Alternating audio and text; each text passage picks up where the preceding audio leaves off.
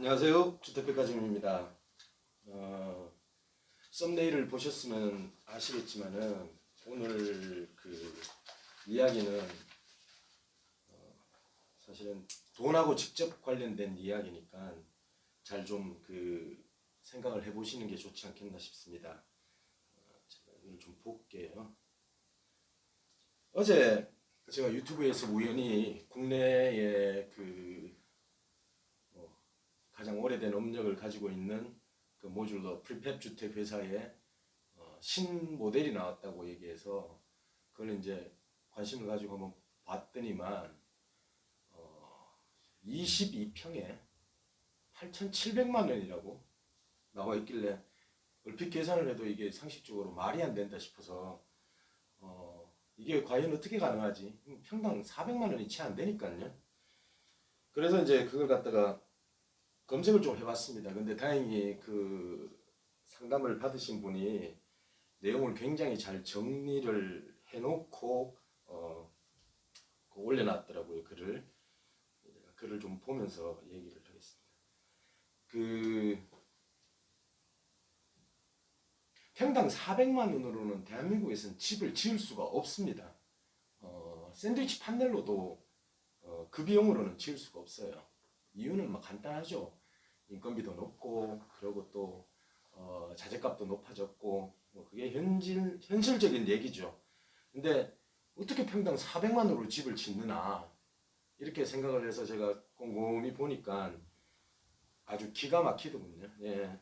그래서 뭐 건축 인허가비는 별도라는 거는 너무 당연한 거고요. 인허가비는 뭐 어떤 분들 물어보시는데 사실 이거는 지역마다 편차가 너무 큽니다. 예를 들어서 저희 주택백화점이 시공을 했던 가평에 시공을 했던 바닥 10평 복층 5평짜리 그 주택을 어떤 강원도 지역에서는 저희들이 인허가비를 800만 원까지 준 적이 있습니다.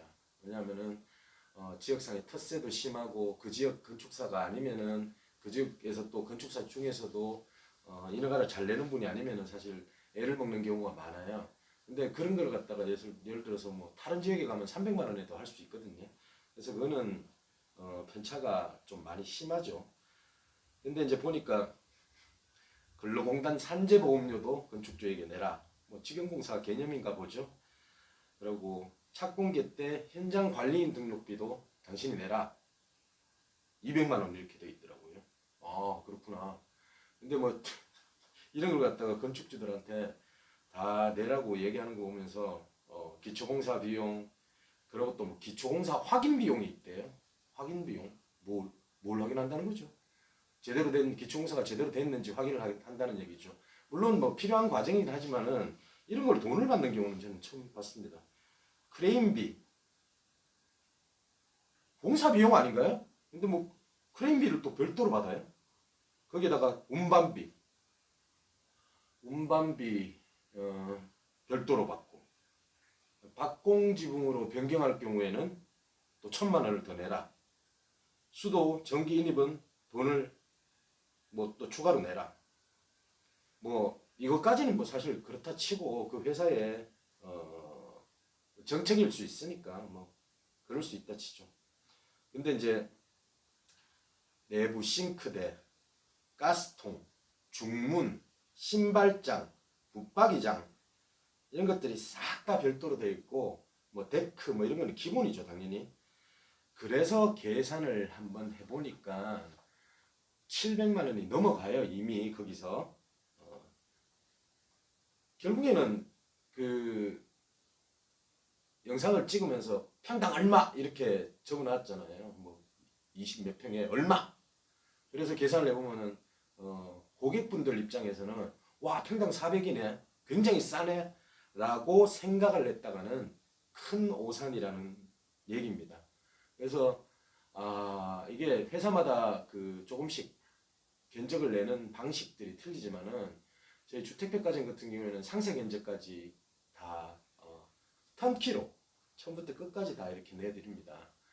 거기에다가 이제 뭐 기업 이윤, 부가세 이런 걸 갖다가 명시를 하고 그 세부 항목에 예를 들어서 뭐 세면대, 욕조, 신발장, 붙박이장 이런 것까지 저희들은 다 견적에 집어넣는데 거기에서 단돈 10,000원이라도 오바되지 않는 이상은 저희들은 추가 공사비 같은 것 자체를 요구를 할 수가 없습니다. 계약서가 있잖아요. 거기에 금액이 명시가 되어 있고, 그래서 예를 들어서 뭐 수전 세면대 같은 경우에 뭐 25만 원 딱 이렇게 명시가 되어 있으면은 25만 원 한도 내에서는 얼마든지 원하시는 세면대를 선택하시면 되는 거죠.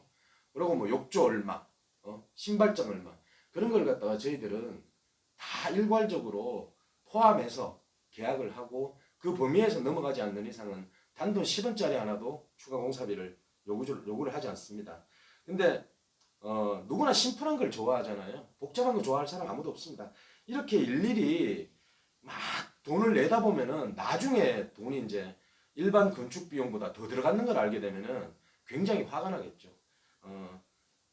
뭐 우선 싸게 보여서 계약부터 하고 보자 라는 거는 사실은 직영공사 하시는 분들이나 아니면 좀 작은 업체면 그런 것들이 이해가 되는데, 그래도 대한민국에서 업력이 제일 긴 업체가 왜 이런 그 행동을 하는지 이해를 못하겠어요.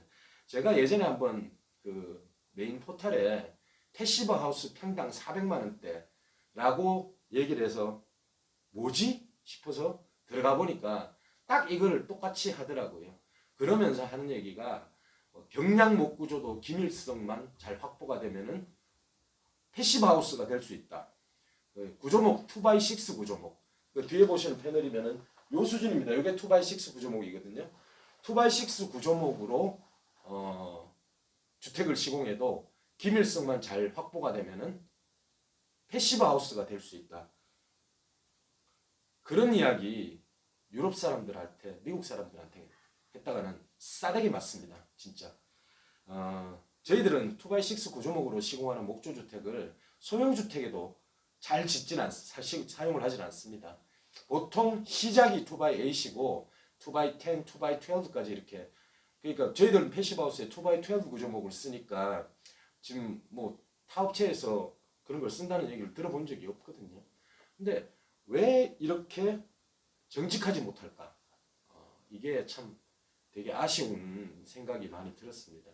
그래서 패시브하우스 광고할 때도 저건 아닌데, 그네들은 완전히 자동화된 생산 라인을 가지고 있는지는 모르겠어요. 저는 관심 자체를 두질 않으니까요. 뭐 연예인 모델 쓰고, 건축주분들은 그걸 아셔야 됩니다. 연예인 모델 쓰는 그 모델 비용들조차도 여러분들의 건축비의 일부라고 생각하셔야 돼요. 그걸 잘 모르시는 분들이 계신 것 같은데, 뭐 한 달에 몇 천만 원씩 광고하고 연예인 모델들 쓰고 이러는 업체들, 결국에 여러분들이 내는 비용에서, 건축 비용에서 그런 광고비 모델료가 나가는 겁니다. 그렇기 때문에 그런 부분 너무 좋게만 보지 마시고, 이게 결국에는 우리가 내는 비용에서 저런 부분들이 지출이 되는구나라고 생각을 하시면 되겠죠. 뭐 저희들은 일을 갖다가 굉장히 심플하고 단순하게 합니다. 견적 역시도 심플하고 단순하게 내드립니다. 거기에 포함되지 않은 내역들은 돈을 내시면 되고, 추가로 원하실 경우에 거기에 포함된 내역은 단돈 10,000원짜리 하나도 저희들한테 주실 필요가 없습니다. 그런 부분을 갖다가 저희들은 간단하고 명쾌하게 견적을 내드리고 계약을 합니다. 뭐 별도 사실은 포함된 것보다 별도가 더 많죠. 그런 거 아마 시공하시다 보면은 스트레스 엄청나게 받으실 겁니다. 최소한 이쪽 그 건축 바닥에 업계에 있는 분들이 그런 짓들은 좀 안 했으면 좋겠어요. 건축주분들의 판단에 혼선을 주는 그런 행동들, 뭐 별도, 크레인 사용료까지 별도로 하는 거 보세요. 쇼크 받았습니다, 사실은. 무슨 생각으로 저렇게 돈을 갖다가 전부 다 별도로 빼놨지. 신발장을 별도로, 그건 좀 심했죠. 사실은 붙박이장 같은 경우에는 애매한 부분이 있습니다. 저희들이 기본적인 붙박이장은 거의 다 해드리는 편이지만은, 어떤 분들은 방마다, 거실마다, 공간마다 붙박이장 다 해달라는 분 계세요. 그런 부분들은 사실은 해드리다 보면은 공사비 감당을 못합니다. 그리고 이제 또 곤란한 부분이 싱크대 부분이죠. 싱크대는 사실은 별도로 하는 회사들이 되게 많습니다. 왜? 그냥 기본적인 싱크대 하면 견적을 내기가 쉬워요.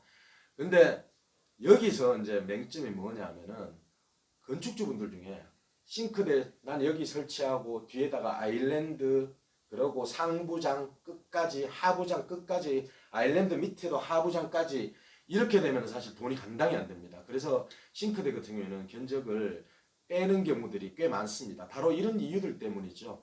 근데 저희들은 가급적이면 싱크대도 포함을 시키려고 노력은 합니다. 근데 봤을 때 너무 고급스러운 걸 원하시고 이런 부분은 저희들이 싱크대를 견적에서 제외하고 그 부분을 미리 말씀을 드립니다. 싱크대는 견적에서 빠졌으니까 원하시는 싱크대가 있으시면 말씀하셔서 저희들이 시공은 해드리겠습니다. 라고 말씀을 드리는 거죠.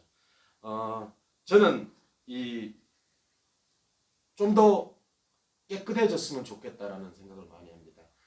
정확하게 고객분들한테 혼선 안 드리고 이해하시기 쉽게 견적 내고 계약하는 그런 회사가 좋지 않겠습니까? 별도 항목이 열 몇 가지가 되면은 그 나중에 여러분들 스트레스 수십 수백 배가 됩니다. 그걸 잘 생각을 하셔서 전화 오셔가지고 평당 얼마예요? 예, 당연히 뭐 이해됩니다. 이해되고 예산을 잡으셔야 되니까. 근데 저희들 같은 경우에는 평당 얼마라고 말씀을 드리잖아요. 근데 이런 업체 같은 경우에는 평당 400이라고 얘기할 거 아니겠습니까? 그러고 막상 찾아갔는데 이거 별도, 저거 별도, 저거 별도, 이거 별도. 결국에 따져보면 저희들 건축 비용보다 더 비싸거든요. 그래서 이런 부분을 잘 생각을 하셔서 건축 비용을 A라는 업체하고 B라는 업체를 비교로 하시려면은 정확한 비교 대상을 놓고 하시라는 거죠. 주택백화점 같은 경우에는 다 포함되어 있다. 뭐만 별도다. 여기는 별도가 열 몇 가지다. 이런 걸 갖다가 잘 판단을 하셔야 되고 어떤 분 전화 오셔서 경량철골주택하고 저희 목조주택 견적하고 비교하면서 왜 거기는 더 비싸냐. 그거는 수박하고 자두값 비교하는 거하고 똑같습니다. 그런 거는 좀 잘 아시고 판단을 하시는 게 나중에 결국에는 현명한 판단을 할 수 있는 선택길이 될 거라고 제가 자신 있게 말씀드릴 수 있을 것 같습니다. 오늘 영상은 여기까지 하겠습니다. 고맙습니다.